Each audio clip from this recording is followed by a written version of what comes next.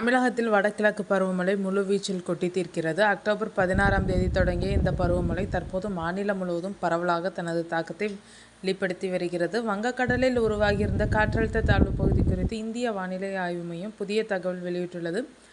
அதன்படி அந்த தாழ்வு பகுதி மேலும் புயலாக வலுப்பெற வாய்ப்பு இல்லை எனினும் அடுத்த 24 மணி நேரத்தில் காற்றழுத்த தாழ்வு பகுதியாகவே கரையை கடக்கலாம் என கணிக்கப்பட்டுள்ளது. இதனை அடுத்த சில நாட்களில் தமிழகத்தின் பல மாவட்டங்களில் கனமழை பெய்யும் என்று வானிலை ஆய்வு மையம் எச்சரிக்கை மணி அடித்துள்ளது.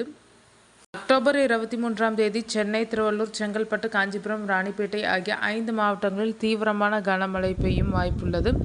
அக்டோபர் 24ஆம் தேதி கடலூர், விழுப்புரம், செங்கல்பட்டு மாவட்டங்களில் மழை மீண்டும் பலம் பெறும் என தெரிவிக்கப்பட்டுள்ளது.